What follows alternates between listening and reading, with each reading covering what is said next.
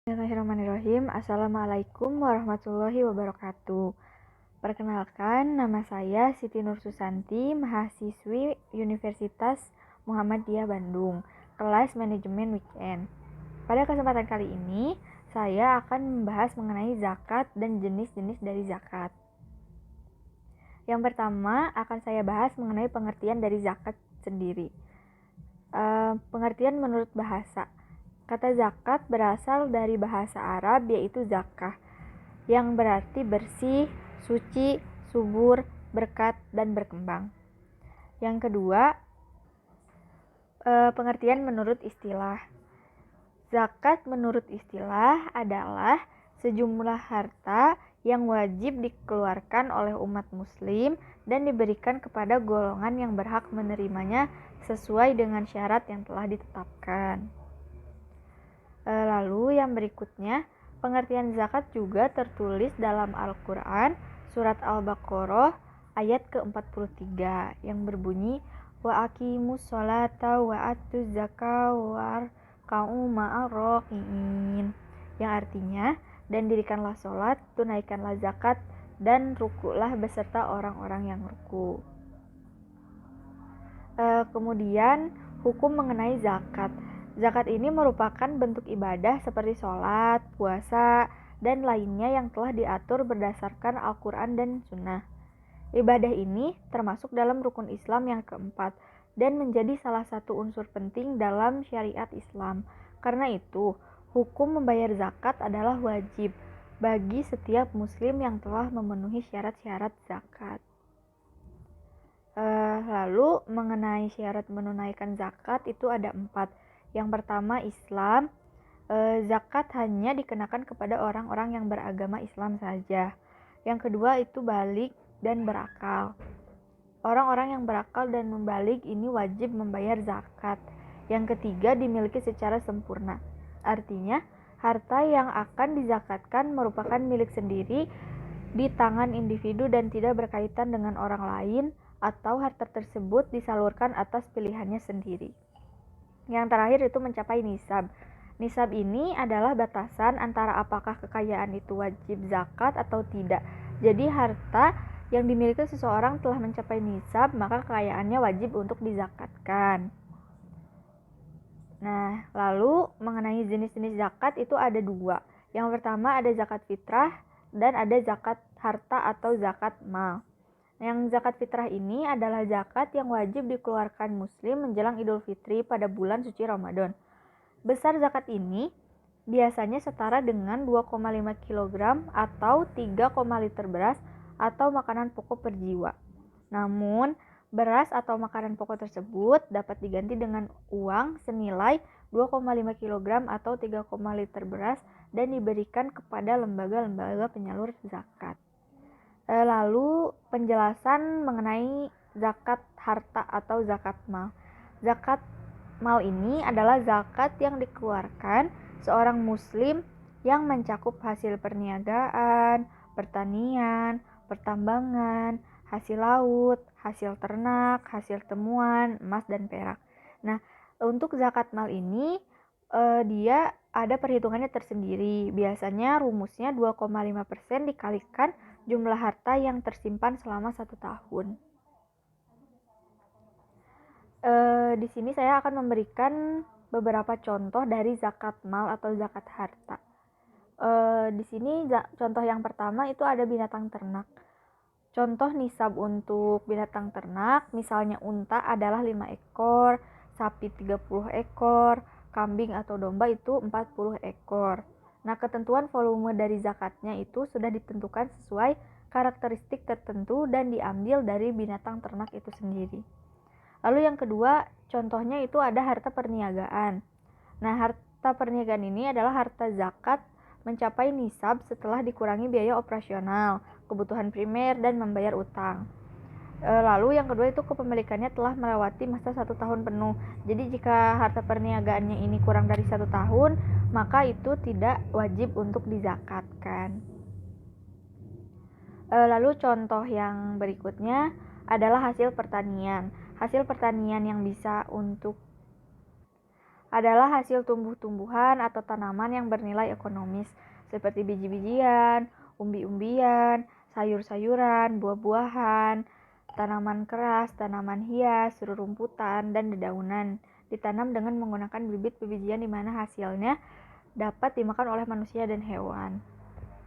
Lalu contoh berikutnya itu barang tambang hasil laut. Nah, yang dimaksud dengan barang tambang hasil laut di sini adalah segala sesuatu yang merupakan hasil eksploitasi dari kedalaman tanah dan kedalaman laut yang termasuk kategori harta barang tambang dan hasil laut. Itu adalah semua barang tambang hasil kerja eksploitasi harta karun, harta laut seperti mutiara, karang, minyak ikan, hewan laut, dan lainnya. Untuk harta emas dan perak, ini wajib dikeluarkan zakatnya jika mencapai nisab dan telah menjalani masa 1 tahun. Adapun nisabnya itu adalah 20 dinar, yang mana 1 dinar itu setara dengan 4,25 gram, berarti 20 dinar itu sekitar 85 gram emas. Sedangkan perak itu nisabnya berbeda dengan emas. Untuk perak itu nisabnya 200 dirham, yang mana 1 dirham itu sama dengan 2975 gram perak, yang artinya 200 dirham perak itu sama dengan 555 gram perak.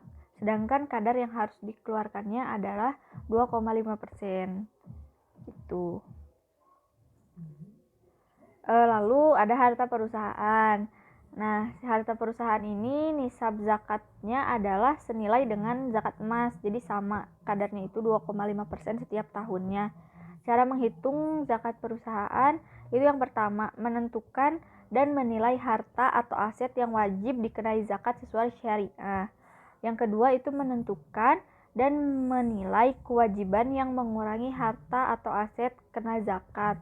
Yang ketiga itu menghitung nilai zakat dengan kadar yang telah ditentukan. Begitu cara-caranya. Lalu ada syarat-syarat kekayaan yang wajib dizakati. Itu yang pertama milik sepenuhnya.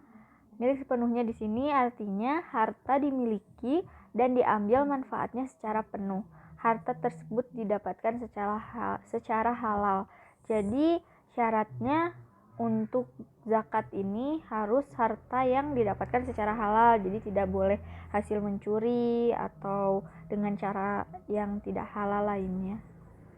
Yang kedua syaratnya itu adalah cukup haul.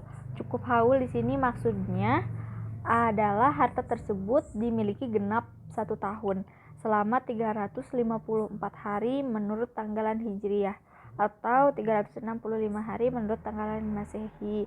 Jadi seperti kata saya tadi, jika harta ini belum dimiliki selama 1 tahun, artinya belum wajib untuk dizakatkan. Begitu.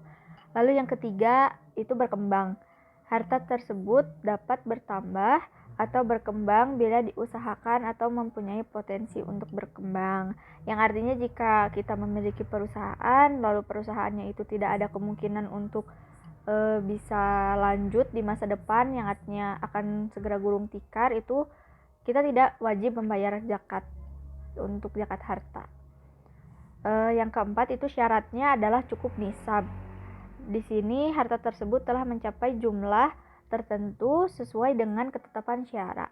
Jika harta tidak sampai nisabnya, terbebas dari zakat dan dianjurkan mengeluarkan infak serta sedekah. Jadi jika tidak mencapai nisab, kita cukup infak atau sedekah saja, tidak perlu zakat. Lalu yang berikutnya lebih dari kebutuhan pokok. Kebutuhan pokok adalah kebutuhan minimal yang diperlukan seseorang dan keluarga yang menjadi tanggungannya untuk kelangsungan hidupnya seperti belanja sehari-hari, pakaian, rumah, kesehatan, pendidikan, dan sebagainya. Nah, di sini itu yang dimaksud dari lebih dari kebutuhan pokok, kita bisa menzakatkan harta kita jika kebutuhan pokok kita sudah terpenuhi.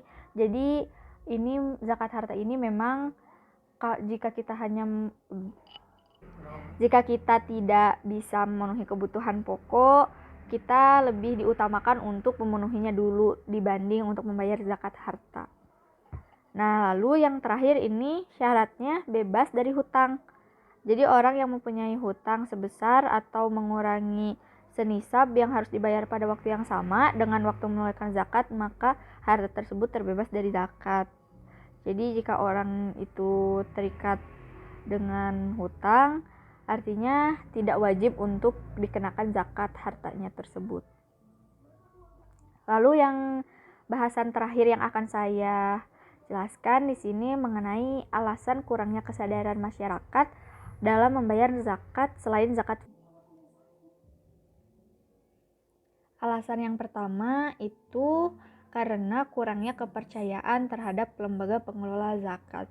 Jadi terkadang orang yang akan menzakatkan hartanya itu takut hartanya itu disalahgunakan atau disalurkan kepada orang yang memang sebenarnya tidak menjadi tujuan dari zakatnya. Lalu yang kedua itu tidak mengerti cara menghitung zakat. Memang untuk zakat mal atau zakat harta ini memiliki beberapa perhitungan khusus seperti yang sudah saya jelaskan sebelumnya, seperti binatang ternak, hasil pertanian, emas dan perak itu tidak sama perhitungannya. Jadi mungkin agak sedikit rumit jika untuk orang awam paham berapa persen dari harta yang akan dizakatkannya. Itulah alasannya kenapa minatnya untuk zakat harta itu kurang dalam masyarakat. Lalu yang ketiga itu tidak dikenai sanksi jika tidak membayar zakat. Tidak dikenai sanksi di sini, tidak dikenai sanksi seperti contohnya membayar pajak. Jika kita tidak membayar pajak, itu kan ada sanksi khususnya karena memang sudah tercatat dalam undang-undang. Berbeda dengan zakat yang tidak tercatat dalam undang-undangnya. Lalu yang terakhir alasannya itu tidak ada transplantasi. Jadi orang yang berzakat itu tidak tahu kemana zakat itu disalurkan oleh penyelenggara pengelola zakat. Di yang saya sebutkan 4 ini adalah hanya beberapa faktor saja yang mungkin bisa menjadi penghambat masyarakat untuk berzakat harta. Itu mungkin masih banyak alasan-alasan yang menjadi faktor kurangnya kesadaran masyarakat untuk membayar zakat. Sekian yang dapat saya sampaikan. Mohon maaf apabila ada kesalahan dan kekurangan. Sekian, terima kasih. Wassalamualaikum warahmatullahi wabarakatuh.